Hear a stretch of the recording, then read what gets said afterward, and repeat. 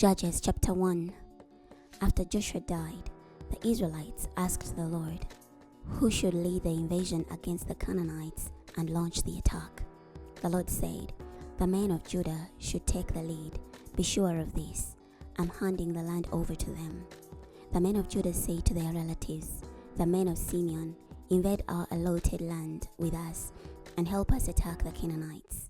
Then we will go with you into your allotted land. So the men of Simeon went with them. The men of Judah attacked, and the Lord handed the Canaanites and Perizzites over to them. They killed 10,000 men at Bezek. They met Adoni-Bezek at Bezek and fought him. They defeated the Canaanites and Perizzites. When Adoni-Bezek ran away, they chased him and captured him. Then they cut off his thumbs and big toes. Adoni-Bezek said, 70 kings with thumbs and big toes cut off used to lick up food scraps under my table. God has repaid me for what I did to them. They brought him to Jerusalem where he died. The men of Judah attacked Jerusalem and captured it. They put the sword to it and set the city on fire. Later the men of Judah went down to attack the Canaanites living in the hill country, the Negev, and the lowlands. The men of Judah attacked the Canaanites living in Hebron. Hebron used to be called Kiriath-Arba. They killed Sheshai, Ahiman, and Talmai. From there they attacked the people of Debar. Debar used to be called Kiriath-Sepah. Caleb said, to the man who attacks and captures Kiriath-Sepah, I will give my daughter Exah as a wife. When Othniel, son of Kenaz, Caleb's younger brother, captured it, Caleb gave him his daughter Aksa as a wife. One time Aksa came and charmed her father so she could ask him for some land. When she got down from her donkey, Caleb said to her, what would you like? She answered, please give me a special present. Since you have given me land in the Negev, now give me springs of water. So Caleb gave her both the upper and lower springs. Now the descendants of the Kenite, Moses' father-in-law, went up with the people of Judah from the city of date palm trees to Arad in the desert of Judah, located in the Negev. They went and lived with the people of Judah. The men of Judah went with their brothers and men of Simeon and defeated the Canaanites living in Zephath. They wiped out Zephath, so people now call the city Homer. The men of Judah captured Gaza, Ashkelon, Ekron, and the territory surrounding each of these cities. The Lord was with the men of Judah. They conquered the hill country, but they could not conquer the people living in the coastal plain, because they had chariots with iron-rimmed wheels. Caleb received Hebron just as Moses had promised. He drove out the 3 Anakites, the men of Benjamin, however did not conquer the Jebusites living in Jerusalem. The Jebusites live with the people of Benjamin in Jerusalem to this very day. When the men of Joseph attacked Bethel, the Lord was with them. When the men of Joseph spied out Bethel, it used to be called Luz, the spies spotted a man living in the city. They say to him, if you show us a secret entrance into the city, we will reward you.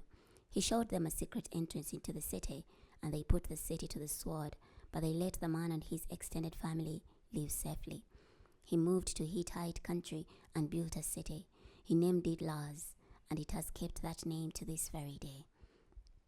The men of Manasseh did not conquer Beth-shan, Tanakh, all their surrounding towns, nor did they conquer the people living in Dor, Iblim, Megiddo, or their surrounding towns. The Canaanites managed to remain in those areas. Whenever Israel was strong militarily, they forced the Canaanites to do hard labor, but they never totally conquered them. The men of Ephraim did not conquer the Canaanites living in Gaza. The Canaanites lived among them in Gaza. The men of Zebulun did not conquer the people living in Kitron and Nahalol. The Canaanites lived among them and were forced to do hard labor. The men of Asher did not conquer the people living in Akko or Sidon, nor did they conquer Ahlab, Akzib, Helba, Apek, or Rehob. The people of Asher lived among the Canaanites, residing in the land because they did not conquer them. The men of Naphtali did not conquer the people living in Beth Shemesh or Beth Anath. They lived among the Canaanites residing in the land. The Canaanites living in Beth Shemesh and Beth Anath were forced to do hard labor for them. The Amorites forced the people of Dan to live in the hill country. They did not allow them to live in the coastal plain. The Amorites managed to remain in Har, Heres, Aijalon, and Shalbim. Whenever the tribe of Joseph was strong militarily, the Amorites were forced to do hard labor. The border of Amorite territory ran from the Scorpion ascent to Selah and on up. Judges chapter 2. The Lord's angelic messenger went up from Gilgal to Bochim. He said, I brought you up from Egypt and led you into the land I had solemnly promised to give to your ancestors. I said, I'll never break my agreement with you, but you must not make an agreement with the people who live in this land. You should tear down the altars where they worship, but you have disobeyed me. Why would you do such a thing? At that time, I also warned you, if you disobey, I will not drive out the Canaanites before you. They will ensnare you, and their gods will lure you away. When the Lord's messenger finished speaking these words to all the Israelites, the people wept loudly. They named that place Bochim and offered sacrifices to the Lord there. When Joshua dismissed the people, the Israelites went to their allotted portions of territory, intending to take possession of the land. The people worshipped the Lord throughout Joshua's lifetime, and as long as the elderly men who outlived him remained alive. These men had witnessed all the great things the Lord had done for Israel. Joshua, son of Nun, the Lord's servant, died at the age of 110. The people buried him in his allotted land in Timnath-Heres, in the hill country of Ephraim, north of Mount Gash. The entire generation passed away. A new generation grew up that had not personally experienced the Lord's presence or seen what he had done for Israel. The Israelites did evil before the Lord by worshipping the Baals. They abandoned the Lord God of their ancestors, who brought them out of the land of Egypt. They followed other gods, the gods of the nations who lived around them. They worshipped them and made the Lord angry. They abandoned the Lord and worshipped Baal and the Ashtars.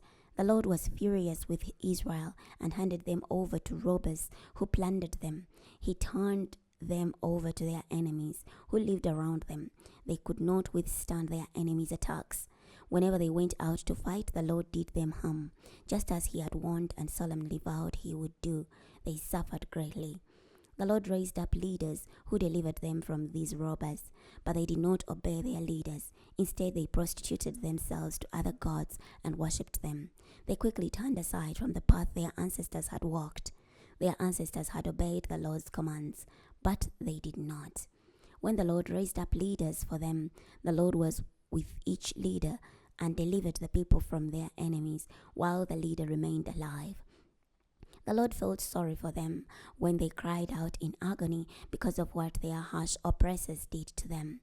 When a leader died, the next generation would again act more wickedly than the previous one. They would follow after other gods, worshipping them and bowing down to them. They did not give up their practices or their stubborn ways. The Lord was furious with Israel. He said, "This nation has violated the terms of the agreement I made with their ancestors by disobeying me. So I will no longer remove before them any of the nations that Joshua left and conquered when he died." Joshua left those nations to test Israel. I wanted to see whether or not the people would carefully walk in the path marked out by the Lord, as their ancestors were careful to do. This is why the Lord permitted these nations to remain and did not conquer them. Immediately, he did not hand them over to Joshua. We're stopping here today. Next time we're going to be starting from chapter 3. I'll see you then.